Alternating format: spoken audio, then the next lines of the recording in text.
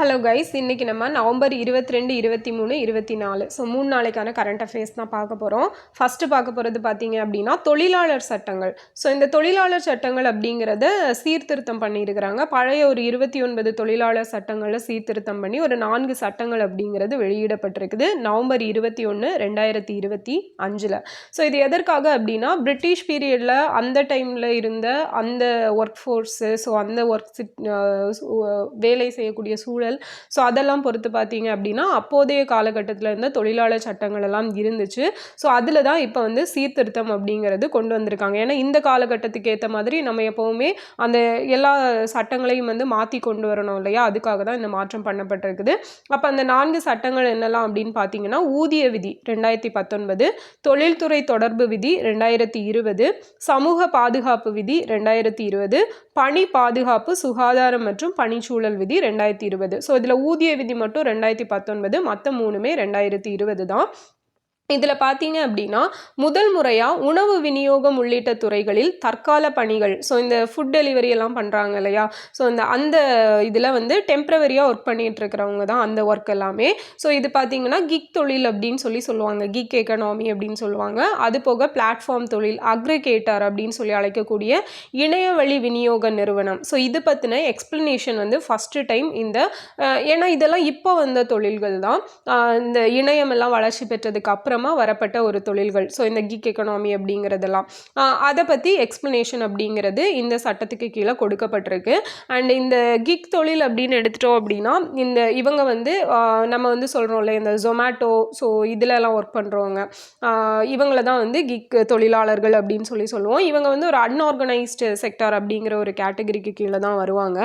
And இவங்களுக்கு பார்த்தோம் அப்படின்னா இப்போ ரீசெண்டாக நமக்கு 2025-26 யூனியன் பட்ஜெட்டில் வந்து இவங்களும் அந்த இவங்களுக்கும் அந்த இன்சூரன்ஸ் ஸ்கீம் அப்படிங்கிறது கீழே இவங்க கவர் ஆவாங்க அப்படிங்கிறத கவர்மெண்ட் வந்து அனௌன்ஸ் பண்ணியிருப்பாங்க.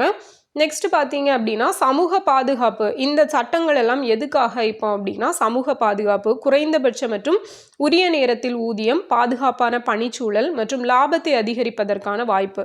ஸோ இந்த மாதிரியான விஷயங்களுக்காக தான் இந்த சட்டங்களில் திருத்தம் அப்படிங்கிறது கொண்டு வரப்பட்டிருக்கு. ஸோ மெயினாக பார்த்தோம் அப்படின்னா இப்போ ஆண் பெண் வந்து ஈக்குவல் ரெனியூமரேஷன் அப்படின்னு சொல்லுவோம் இல்லையா, ஈக்குவல் ரெனியூமரேஷன் ஆக்ட் அப்படிங்கிறது சம ஊதிய சட்டம் எப்போ கொண்டு வந்தாங்கன்னு சொல்லுங்கள். அதே போல் பெண்ணுக்கும் ஆணுக்கு நிகராக அந்த சேலரி கொடுக்கணும் அப்படிங்கிறத சொல்கிற ஆர்டிக்கல் தான் நமக்கு ஆர்டிக்கல் 39D அப்படிங்கிறது சொல்லும். ஸோ இது நமக்கு தெரியும். அண்ட் இதே மாதிரி இப்போ பெண்கள் வந்து இரவு நேரங்களில் பணிபுரியறதுக்கு பெரும்பாலான இடங்களில் அனுமதி கிடையாது. ஸோ வேணாம் அப்படின்னு சொல்லி வச்சுருக்காங்க. இப்போ இதன்படி இந்த புது சட்டத்தின்படி பெண்களும் வந்து இரவு நேரங்களில் பணிபுரிஞ்சுக்கலாம்.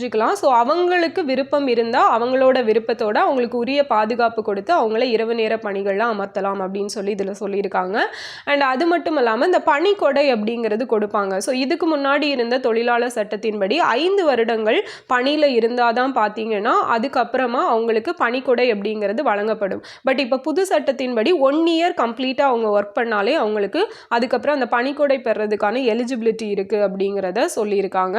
ஸோ அதே போல் பார்த்தீங்க அப்படின்னா வேறு என்ன விஷயங்கள் இதில் ஆட் பண்ணியிருக்காங்கன்னா சம ஊதியம் கொடுக்கணும், அதுக்கப்புறம் உகந்த அந்த பணிக்கான பாதுகாப்பு, ஸோ அவங்க ஒர்க் பண்ணுறதுக்கு ஏற்ற மாதிரியான சேலரி கொடுக்கணும், இந்த மாதிரியான நிறைய விஷயங்களை இதில் ஆட் பண்ணியிருக்காங்க.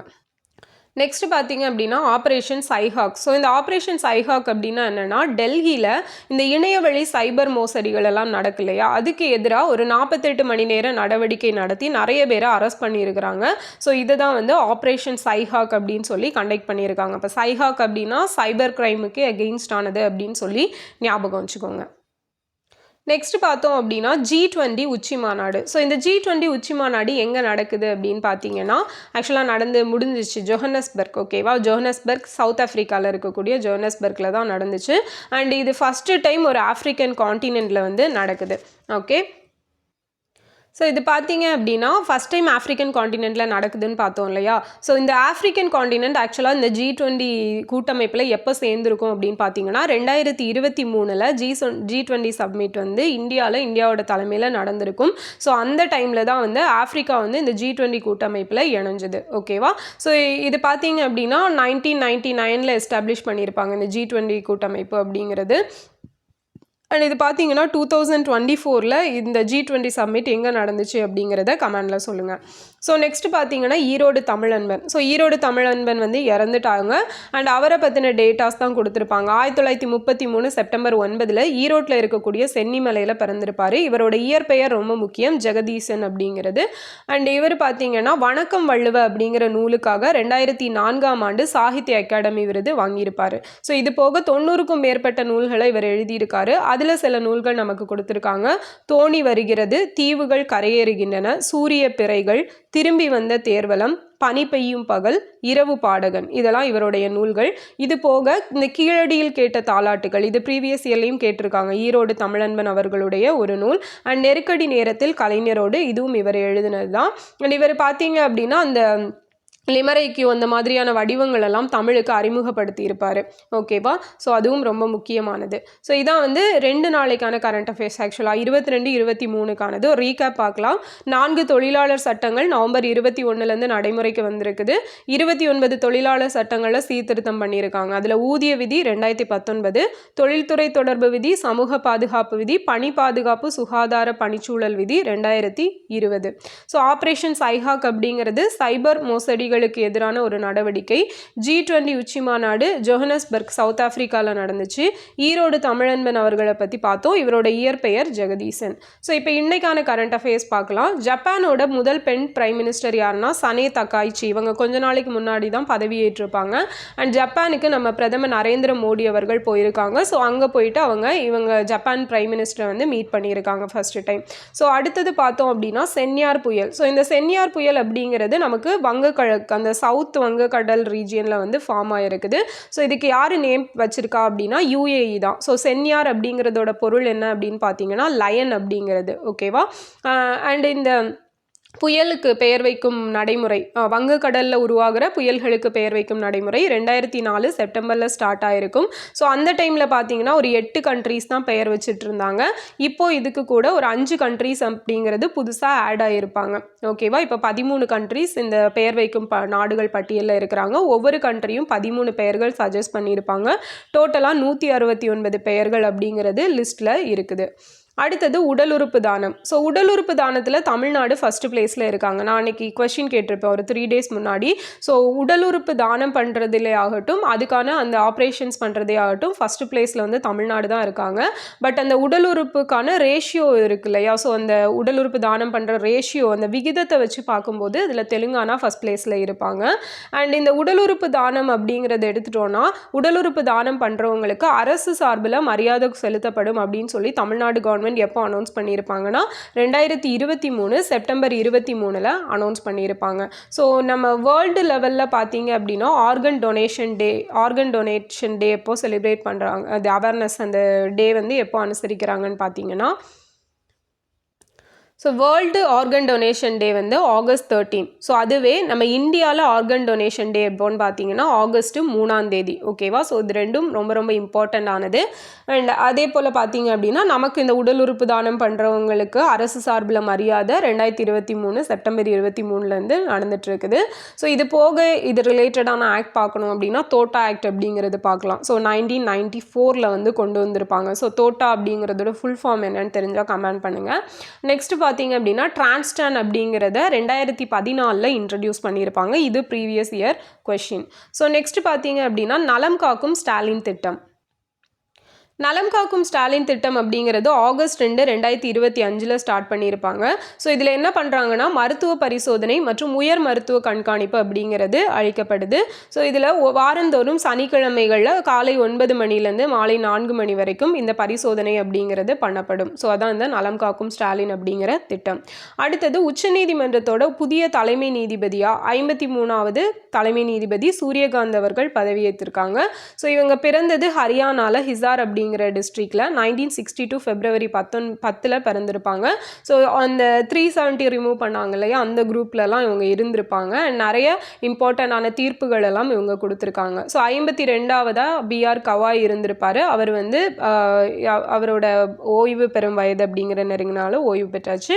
அவருக்கு அப்புறமா இவர் பதவியேற்றிருக்காரு. ஸோ சுப்ரீம் கோர்ட் ஜட்ஜஸோட ரிட்டையர்மெண்ட் ஏஜ் அப்படிங்கிறது என்னன்னு நமக்கு தெரியும் இல்லையா, 65. ஸோ ஹைகோர்ட் ஜட்ஜஸோட ரிட்டையர்மெண்ட் ஏஜ் என்ன அப்படிங்கிறத கமெண்டில் சொல்லுங்கள்.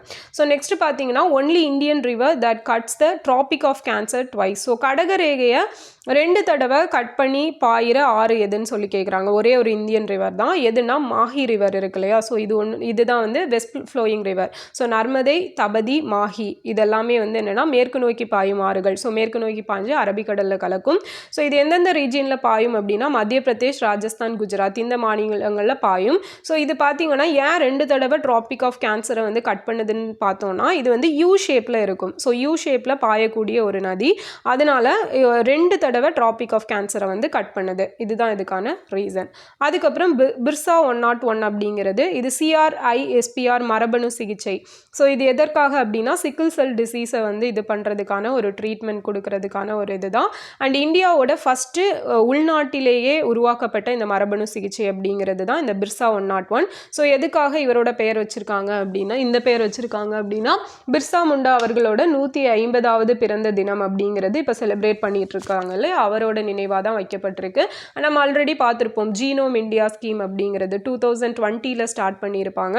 ஸோ அந்த ஸ்கீமுக்கு கீழே அந்த ட்ரைபல் பீப்புளுக்கு வந்து சிக்கிள் செல் டிசீசஸ், ஸோ மரபணு நோய்கள் எதுவும் இருந்துச்சுன்னா அதை கண்டுபிடிச்சி அவங்களுக்கு ட்ரீட்மெண்ட் கொடுக்கறதுக்கான ஒரு ஸ்கீம் ஜீனோம் இந்தியா. ஸோ அதெல்லாமே ட்ரைபலுக்காக பண்ணிகிட்ருக்காங்க. ஸோ அது சார்ந்த ஒரு விஷயம்தான் இந்த பிர்சா 101 அப்படிங்கிறது. ஸோ இந்தியாவை சிக்கிள் செல் ஃப்ரீ அந்த நோய் இல்லாமல் மாற்றுறதுக்கான டார்கெட் இயர் 2047ன்னு சொல்லி வச்சுருக்காங்க. ஸோ CRISPRோட ஃபுல் ஃபார்ம் பார்த்தீங்கன்னா clustered regularly interspace short palindromic repeats அப்படிங்கிறது தான் இதோட ஃபுல் ஃபார்ம்.